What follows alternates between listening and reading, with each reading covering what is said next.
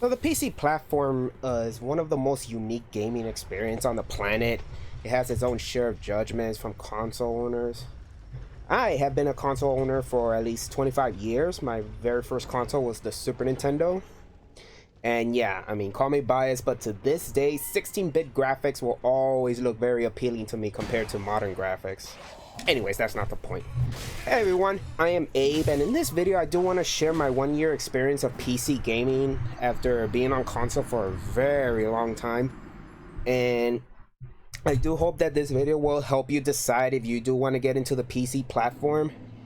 Now, I do feel like I need to give a disclaimer though, that everything I'm about to say is based on my experience and my opinion. I mean, after all, experiences are inconsistent and subjective. To put it briefly, my experience with PC gaming has been stressful, frustrating, and very annoying. And actually, it has been pretty good. Let me explain why.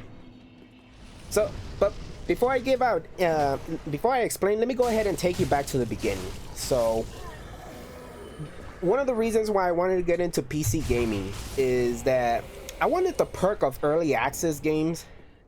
I mean, during that season, I was playing a lot of boomer shooters, and I noticed that a lot of these indie games can only be played in early access on PC, and I did not want it to rely on waiting on their inconsistent decision if they wanted to port their games on console or not. Another reason that I was really interested in PC is because these fan games really caught my attention, and that is Time Splitters Rewind and Bionicle Quest for Matanui. But then that's when I found out it's a fan-made games, which means it can only be played on PC. So it's like not an official thing. So I went ahead and made the decision to try to get a PC because my old laptop couldn't handle gaming. Well, at least the AAA titles. I mean, I could still play Axiom Verge or Undertale. So the first step I did is finding the PC parts. And let me tell you, getting the PC parts was a complete disaster. I was in this private group and told them that I wanted to start giving PC gaming a chance, so any build recommendations, I wanted to look for a build that gives me a consistent 1080p, 1440p is open for that, and 60 FPS with maybe at least high settings. And this guy suggested the rig that I have today, which are the Gigabyte 550M DS3H motherboard, the 1TB SSD card, Western Digital WD Blue, the Cooler Master Box, Q300L Micro ATX Mini Tower Case, the Corsair Vengeance LPX 16GB RAM, Corsair CXM 650 W80 Plus Bronze Certified power supply, the Ryzen 7 3700X 8-core processor, and the GeForce Gigabyte RTX 2060 with a 16 bits of VRAM. And it resulted where it's somewhere like 800 or 900 bucks. And yeah, that was before the whole pandemic started. So yeah, the prices were reasonable. So after he gave me the list, I was like, okay, cool. So every week I decided to start buying these parts bit by bit. And now call me a paranoid turd because I was being very skeptical about these parts. I mean, no disrespect to that guy, but 800 900 bucks is not money you can burn at the campfire to roast marshmallows or something. So of course I wanted to be 101% sure of my hard-earned money is worth it. So that is when I decided to watch video reviews or read blogs and watch every part of that guy offered more details about the parts. But then I kept hearing horror stories about the Q300L case of breaking or shattering inside, like it could damage your motherboard. But then I hear another one that is the best case ever. So again, no disrespect to that guy, my paranoia took over, so I just decided to edit the PC part list with another case, and I went with the DLM21 Dark Flash case, and thankfully it's compatible. So, okay, cool, no problem. But then I wanted to hear opinions about the parts this guy gave me, and oh boy, I kept getting bounced back and forth a lot. A second person recommended me like different PC parts with a weaker CPU but a different GPU with the same price.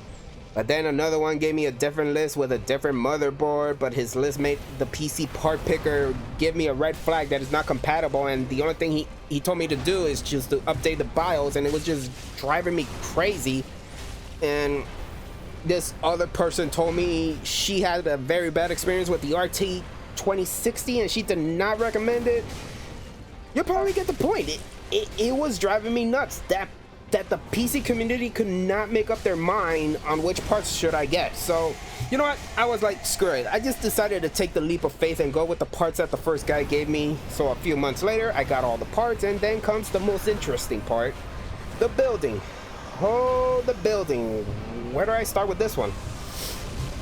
Now, I have heard many negative receptions from YouTubers and people I personally know that getting a pre-build, which I will get into later, is the worst idea ever, and it should be a crime. Plus, there is a fee for manufacturers to build it for you, so I mean, I just wanted to save up money. So I went ahead and take the risk and just order the parts and build it myself, since I had no experience with PC building. And I looked up like 20 different videos from tons of YouTubers, and this is where my stress came in. It's not the YouTubers' fault of the hassle that I was going through. Don't get me wrong, I'm not blaming them. I mean, shout outs to Bitwit, Linus Tech Tips, J2 Cents, and oh my gosh, to be honest, these other YouTubers that I don't remember their username on top of my head. But the thing is all their parts from the videos, they're all from different brands and manufacturer. So of course there's not gonna be a video that has the exact same parts I have. So little by little, me and my younger brother built a thing together, used common sense, read some forums, and assembled everything together. Even wasted our time on these unused cables, which for some reason those cables are like not really needed, but it's there. I mean, some of them is to like suppress the fan noise or like the RGB lights. Ugh. But then it worked. Yeah, it actually worked. The second when I saw those lights on, I mean, I just can't help explain, but you just feel this confidence boost that you actually assemble something very expensive. And yeah, it's just so hard to explain, and I can see the appeal when it comes to PC building, but at the same time, it is kind of hard work. It's pretty much hard work, and like, you need lots of patience. But yeah, the pretty lights were on, I was in the BIOS, and then that is when I needed an empty USB to install the operating system of my choice, which obviously I went with the Windows 10. Oh wait, I needed a code for the operating system, so I went with the free version and find out that the basic Windows 10 operating system costs like 120 bucks.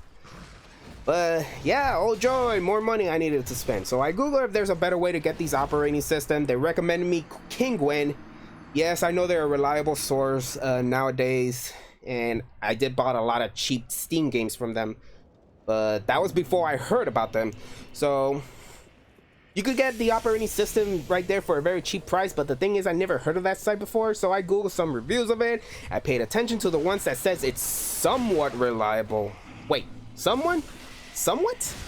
I don't like somewhat. So I went ahead and bought the operating systems from the first party site, which was Microsoft, and boom, everything was ready to go. I got Steam, I started playing some games, and yeah. And oof, when it comes to playing some games, now, I'd be lying if I say that PC gaming feels the same as a console, but the thing is, no, it's not.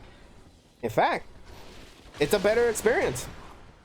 You see, when it comes to console gamings, a lot of them are stuck at 30 FPS. I mean, sure, some games you could still run at 60 FPS, But even the game I played the most on PS4, which was Monster Hunter World, I was used to the 30 FPS, so it really didn't bother me.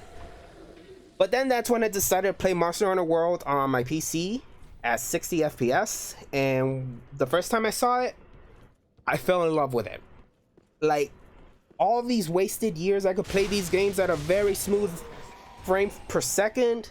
Not to mention the fast load times. I forgot to mention that. They were a fantastic experience. Like, boom. Well, I mean, it's not like a snap of a finger, but it's like less load times, and that's amazing. Sure, you can argue that the 9th gen console, the PS5 and the Series X, they kind of fixed that issue, I guess, with better SSD cards.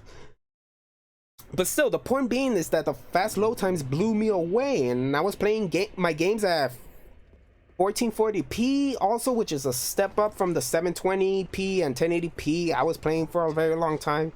It left my jaw dropping watching all these games play on my Xbox and PS4 1440p. So yeah, I mean, it's objectively better. PC gaming is a fantastic experience, but there is a catch to it, and let me explain why.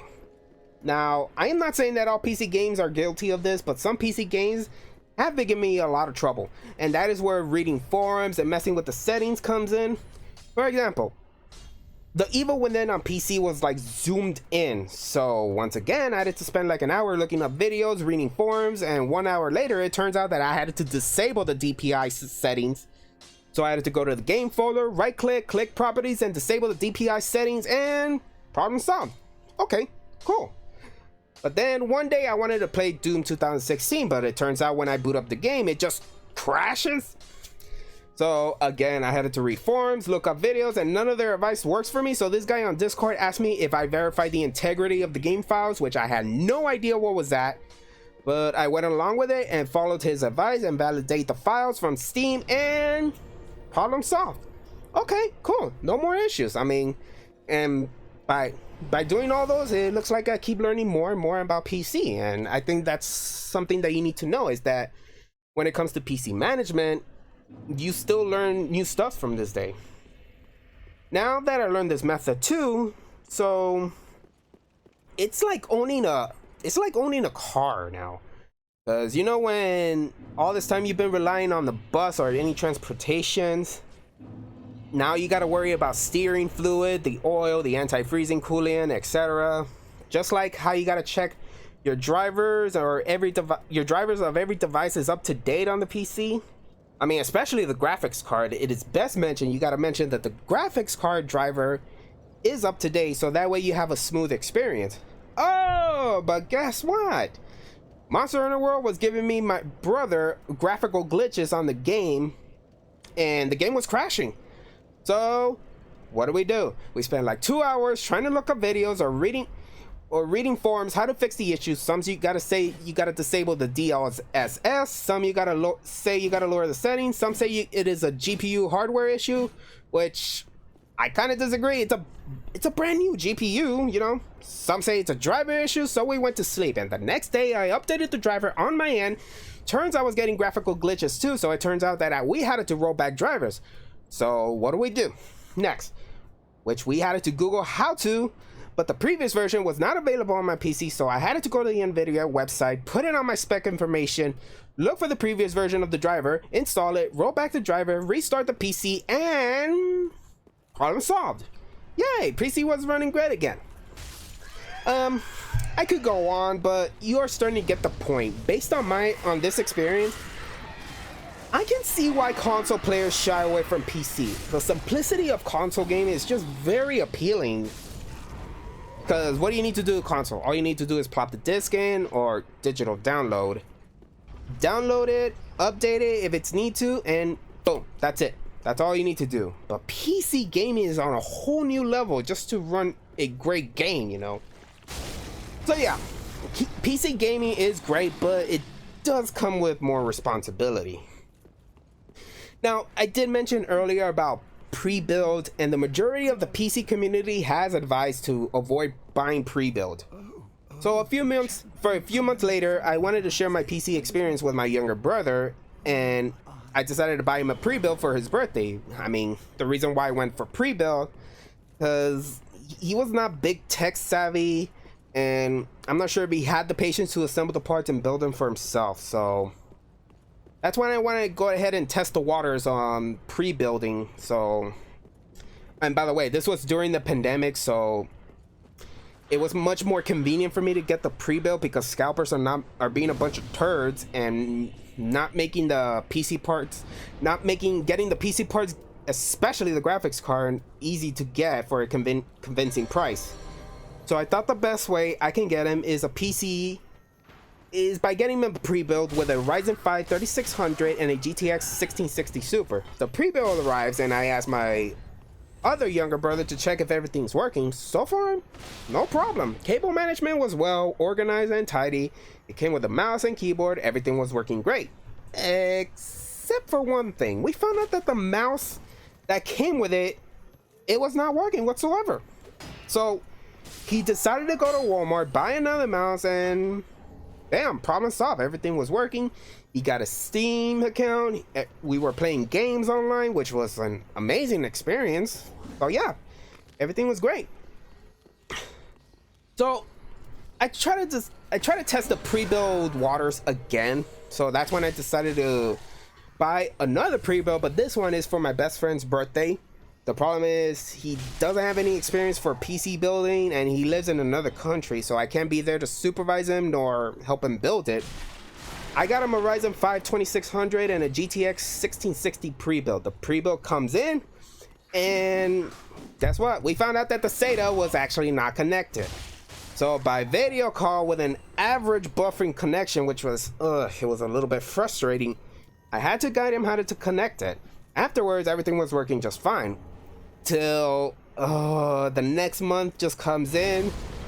Turns out his GPU decided to constantly give him the blue screen of death. We tried various methods, uninstalling the driver, reinstalling the driver, lowering the settings of games, uninstalling and reinstalling the game, but nothing worked. It kept giving him an error 43 on his device manager.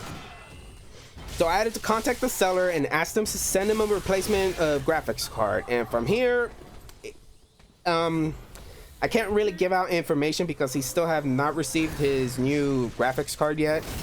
It should be on the way soon. So, but point being, if you're planning to get a pre-build, take precautionary measures that is not guarantee you're gonna get a flawless package, and some things may have loose ends, and I can definitely see why the PC community, like, they kind of dread over pre-build. But yeah, just keep that in mind. Plus, I mean, it'll save you money if you build a PC yourself. So yeah, guys, that's what I wanted to share about my 1-year experience. It has been a very great experience with PC gaming, but at the same time, it's just been weird. And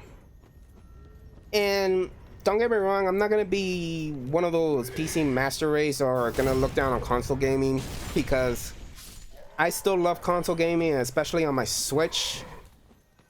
So if you do plan to get a piece into PC, just go in with lots of patience, because you are going to be spending a lot of time looking up videos, reading forums on how to get anything working, even just a basic game, you know. So yeah, PC gaming is great, but it requires a lot of patience. So yeah, guys, thank you all for watching or listening.